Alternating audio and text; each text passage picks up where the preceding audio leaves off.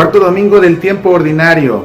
Nos encontramos a Jesús arrancando su ministerio en Cafarnaúm, en una sinagoga, y realizando su primer exorcismo. ¿Qué importancia tiene Cafarnaúm? ¿Por qué predicó Jesús en una sinagoga? ¿Y por qué lo primero que hace después de hablar es un exorcismo? Así arranca Jesús su ministerio en el Evangelio según San Marcos, y un análisis bíblico nos dará luz para responder a estas preguntas. Quédate con nosotros, tenemos mucho que aprender.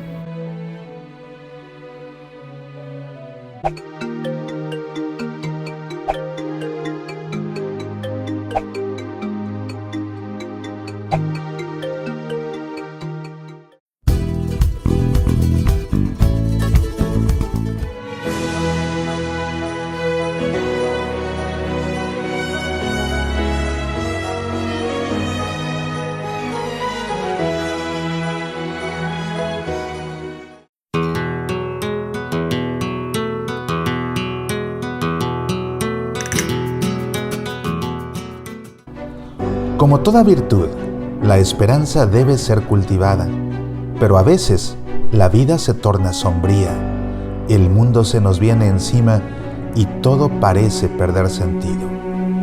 ¿Cómo mantener viva la esperanza? Esto te lo explico en mi conferencia Mantén viva tu esperanza. Descarga el video o el audio de esta conferencia grabados en vivo en el sitio semillasparalavida.org. Mantén viva tu esperanza. Una conferencia muy necesaria en estos tiempos. Mantén viva tu esperanza. Medita, aprende, apasionate por nuestra fe. Estamos celebrando el cuarto domingo en el tiempo ordinario, en este ciclo litúrgico B en el que principalmente leemos los domingos el Evangelio según San Marcos.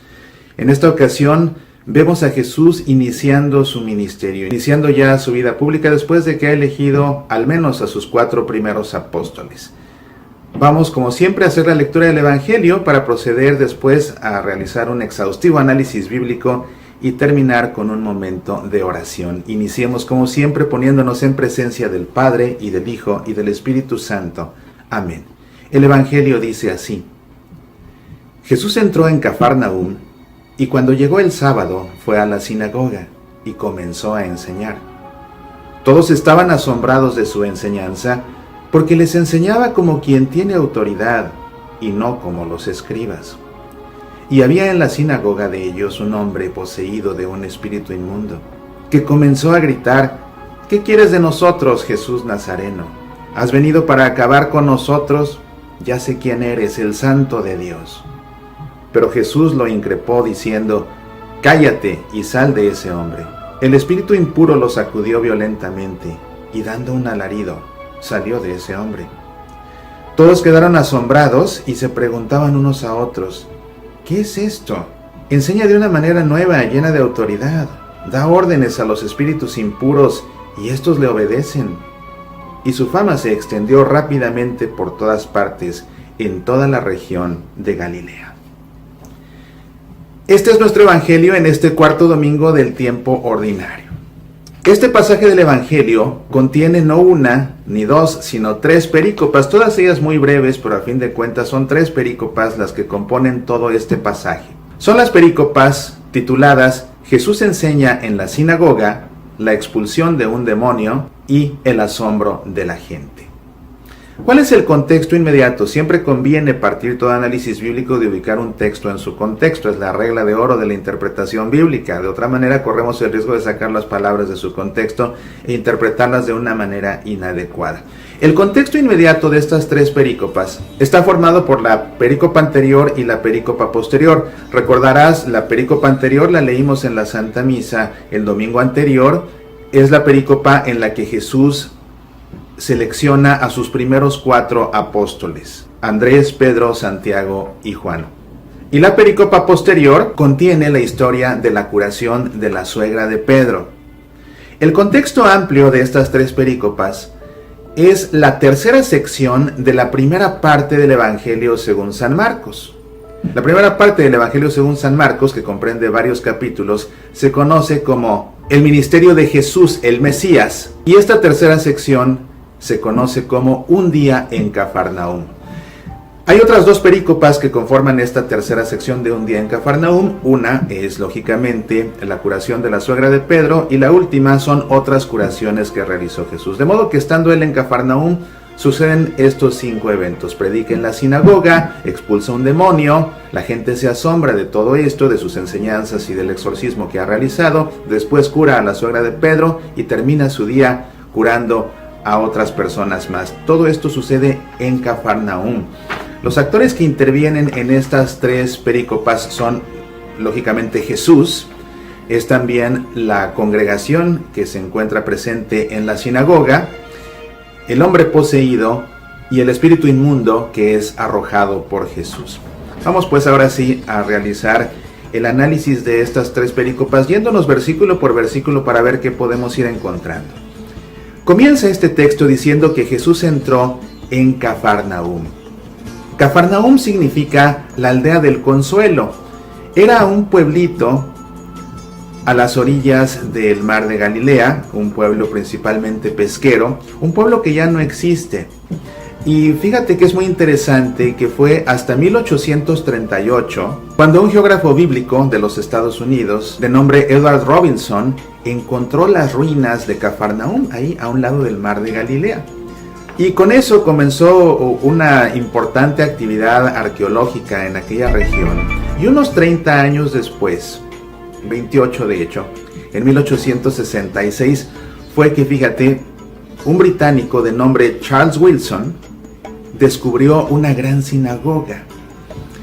Quizás ese descubrimiento de Charles Wilson nos ubique precisamente en la sinagoga donde tuvo lugar este evento de la primera predicación de Jesús. Yo hubiera pensado que si así Jesús arrancó su ministerio, pues no hubiera ido a una sinagoga pequeña, sino que lo hubiera hecho en una sinagoga importante para que muchas personas congregadas ahí lo pudieran escuchar. De modo que esta sinagoga que encontró George Wilson en 1866 pudo haber sido la sinagoga donde acontece esta primera predicación de Jesús y también muy importante, este primer exorcismo. Y tiempo después, ya en el siglo XX, de hecho, un siglo después de estos acontecimientos que te acabo de contar, fue que dos franciscanos, fíjate que los franciscanos han jugado un papel muy importante tanto en las labores arqueológicas de Cafarnaúm como también en la custodia de los diferentes hallazgos, porque después viene gente y se roba pues reliquias y se roba cosas de ellas. Entonces los franciscanos han realizado una importante tarea arqueológica y también de custodia de todos los sitios que se encuentran en Cafarnaúm. Pero fíjate que hasta 1968 dos franciscanos que se dedicaban a la arqueología bíblica, Corvo y Lofreda, ellos eran italianos, con un subsidio que les patrocinó el gobierno de Italia, siguen realizando sus tareas de excavación y se encuentran en 1968 la casa de San Pedro. La casa de San Pedro, ahí donde tiene lugar la curación de la suegra de Pedro, que sucede también en aquel día en Cafarnaúm, según nos cuenta San Marcos. Entonces, pues ahí tienes, esto es Cafarnaúm, y así es como poco a poco se ha ido descubriendo todo lo que hay en aquellas excavaciones, todas estas ruinas tan interesantes. La perícopa sigue diciendo, y cuando llegó el sábado, entonces este día en Cafarnaúm sucede en un Shabbat. Es muy interesante que Jesús arranca su ministerio en el Shabbat. El Shabbat era el día de descanso obligatorio, era el séptimo día de la semana, y la importancia que tenía el Shabbat era que ese día todos los judíos se dedicaban a descansar, pero su descanso estaba orientado a tener tiempo para darle culto a Dios. De modo que el Shabbat los judíos acudían precisamente a la sinagoga, y es lo que dice aquí, y cuando llegó el sábado fue a la sinagoga. Sinagoga en hebreo se dice Bet Knesset. Bet significa casa, por ejemplo piensa en Betlehem, la casa del pan. Belén significa casa del pan, Betlehem, en este caso Bet Knesset significa la casa de la congregación o la casa de la asamblea. Era una casa pues, y no necesariamente una casa donde vivía la gente, sino un edificio que servía como una casa para que allí se congregara la gente en asamblea a rendirle culto a Dios, Al fondo había un tabernáculo, había también un altar, en el tabernáculo una pequeña tienda como santuario. Ahí se custodiaban los rollos de las escrituras que después eran sacados por el rabí y los leía. Según algunas tradiciones, en algunos casos leía estos rollos sobre el altar, en algunos otros se colocaba un pedestal al lado del altar y desde ahí leía los rollos. Pues aquí fue donde Jesús predica y él arranca precisamente su ministerio en este día reservado al Señor y predica en la sinagoga. Nosotros le decimos sinagoga porque este Beneset hebreo se tradujo al griego como sinagoge, del verbo sinagein, que significa congregar precisamente. Y de esta manera Jesús puede hablar a un numeroso grupo de personas interesadas en Dios. Fíjate qué interesante es esto, ¿no? La gente que acude a la sinagoga es porque le interesa a Dios. Pues ahí habla él primero que nada a las personas que quieren saber de Dios y que por eso se congregan aquí en la sinagoga. Dice aquí que comenzó a enseñar y todos estaban asombrados de su enseñanza. Este concepto de la enseñanza es muy importante en el Evangelio según San Marcos, porque fíjate que el término en griego didáscalos, que significa maestro, atribuido a Jesús, este término didáscalos aparece 17 veces en todo el Evangelio según San Marcos. ¿Y por qué es importante esto? Fíjate tú que cuando se hacen los análisis bíblicos muy detallados, algo que siempre se hace es contar cuántas veces aparece una palabra en un libro bíblico y también buscar cuántas veces aparece esa palabra en otros libros bíblicos. Y así, por ejemplo, encontramos algunas palabras que únicamente utiliza un autor y ningún otro autor bíblico las utiliza. Estas palabras se conocen como apax y son palabras que son exclusivas de cierto autor, y con eso, cuando encontramos que un autor escribe diferentes libros, si encontramos esas palabras que solo él emplea apax, podemos de ahí confirmar que esos otros libros son también de su puño. Pensemos, por ejemplo, en todas las cartas paulinas. No todas las escribió San Pablo, y sabemos cuáles sí escribió San Pablo por su estilo, por la forma como saluda, pero también porque en ellas aparecen estos apax, estas palabras que solamente San Pablo pronuncia, en tanto que en otras cartas paulinas que debieron componer sus discípulos no las encontramos. Pero también es importante, volviendo a lo que te decía al principio, contar cuántas veces aparece una palabra en determinado libro bíblico, porque de aquí podemos calcular el peso específico que tiene una palabra y de ahí calcular el peso específico que tiene cierta idea para cierto autor. Considerando que el Evangelio según San Marcos tiene solamente 16 capítulos, el hecho de que 17 veces se ha nombrado Jesús didáscalos, maestro, nos deja claramente ver que Marcos quiere hacer énfasis en el papel de Jesús como maestro, y desde el principio de su vida pública, desde el principio de su ministerio, lo vemos precisamente ejerciendo este papel de didáscalos, de maestro, y vemos a la gente aprendiendo de él, y no solo eso, sino que, como dice claramente, asombrándose de su enseñanza. Todos estaban asombrados de su enseñanza, y fíjate que enfatiza aquí todos, o sea, toda la gente que estaba congregada en la sinagoga. No hubo uno solo que no se quedara con la boca abierta de las enseñanzas de Jesús. ¿Y por qué? Esto lo explica, dice, porque les enseñaba como quien tiene autoridad y no como los escribas. Ellos estaban acostumbrados a escuchar a los escribas, a escuchar a estos estudiosos de las escrituras que conocían perfectamente las escrituras y que las interpretaban y que se las explicaban y que se las hacían actuales y que les daban vida. Y claro, enseñanzas muy importantes que ellos los acercaban a Dios, que nutrían su relación con Dios. Pero de pronto llega uno que, a diferencia de los escribas que les enseñaban de lo que ellos habían estudiado, que les enseñaban de lo que ellos habían leído, que les enseñaban de lo que ellos habían escuchado a su vez de otros maestros, en el caso de Jesús, Él no les cuenta, Él no les habla de lo que ha leído, Él no les cuenta de lo que ha escuchado, no les cuenta de lo que ha aprendido, Él les cuenta de lo que sabe, y les cuenta de lo que sabe porque está iluminado precisamente por ese Espíritu de Dios que recibió en el bautismo. Entonces Jesús les habla, por eso dice aquí que les enseñaba como quien tiene autoridad. Esa autoridad le venía de poder hablar de lo que él mismo sabía, y además es muy importante esto. Muchos años después, acuérdate que Marcos escribió el primero de los evangelios, pero mucho tiempo después, Juan, cuando escriba su evangelio, esto ya lo tendrá tan reflexionado teológicamente que se dará cuenta de que Jesús es el Logos, Y de esta manera pues Jesús mismo es el verbo de Dios, y así vemos al Logos, vemos al verbo de Dios hablando precisamente de qué, hablando del evangelio, hablando del reino de Dios, hablando de Dios mismo. Entonces pues toda la gente se queda pasmada. Yo imagínate, si resulta fascinante escuchar a nuestros sacerdotes, cuando uno escucha a un sacerdote que conoce bien la escritura y que te la explica y te la desmenuza y que además sabe perfectamente cómo reflexionarla para hacer la vida, se queda uno impresionado, ¿no? Cuando escucha uno a los grandes obispos, a los cardenales que saben tanto, a los papas, cómo nos quedamos impresionados con lo que ellos dicen. Pues imagínate que de pronto viene Jesús y Él empieza a hablarnos en primera persona. Seguramente que nos quedaríamos con la boca abierta, nos quedaríamos anonadados. Es lo que le pasó a toda esta gente que estaba congregada aquí. Pero resulta que entre todos ellos, dice el Evangelio, había en la sinagoga de ellos un hombre poseído de un espíritu impuro. Y entonces se nos cuenta aquí el primer exorcismo que realiza Jesús en el Evangelio, y vemos aquí 5 fases de un exorcismo. Desde un punto de vista bíblico, los exorcismos se desarrollan en estas 5 fases. Primeramente se describe la posesión, se describe a la persona poseída. En segundo lugar, se tiene un encuentro, el exorcista tiene un encuentro con el demonio, en este caso Jesús tiene un encuentro con el demonio. En tercer lugar, se pronuncia un exorcismo. En cuarto lugar, la cuarta fase es que el demonio se va.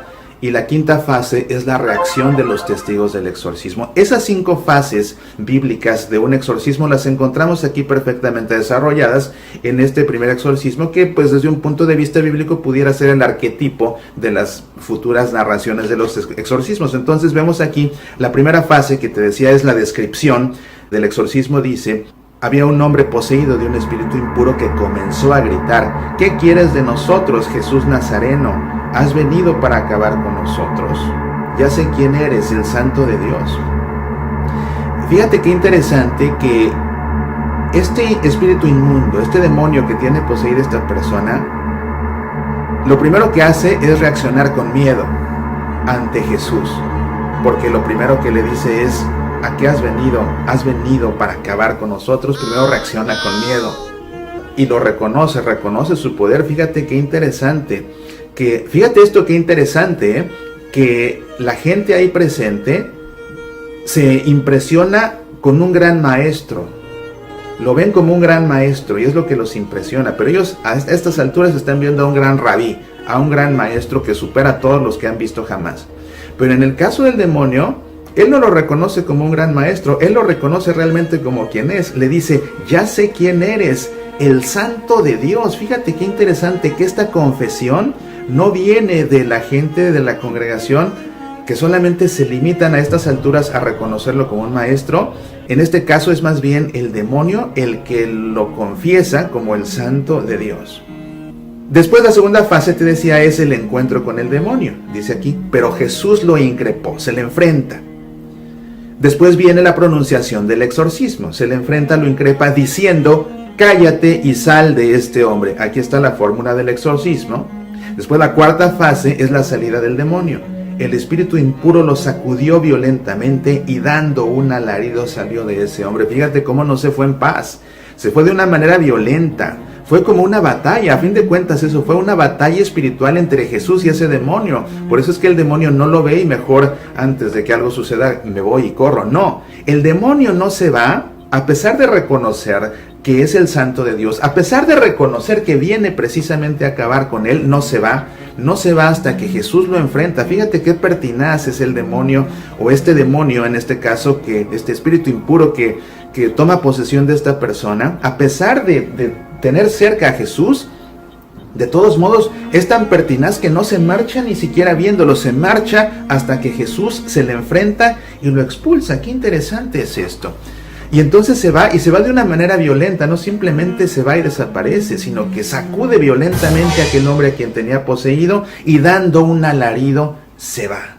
Un alarido de dolor, como que Jesús le puso tal golpiza espiritual que lo hizo gritar de dolor, lo hizo gritar de rabia, de furia, y con este alarido, sacudiendo violentamente a aquel hombre, se va y lo deja en paz. Y la quinta fase del exorcismo, te decía, es la reacción de los testigos. Todos quedaron asombrados y se preguntaban unos a otros, ¿qué es esto?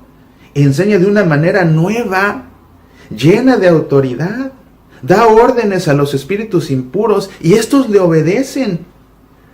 Fíjate que esta es la reacción, la gente se queda atónita. Primero lo habían visto como un gran maestro y ahora lo ven además como alguien a quien hasta los espíritus inmundos lo obedecen.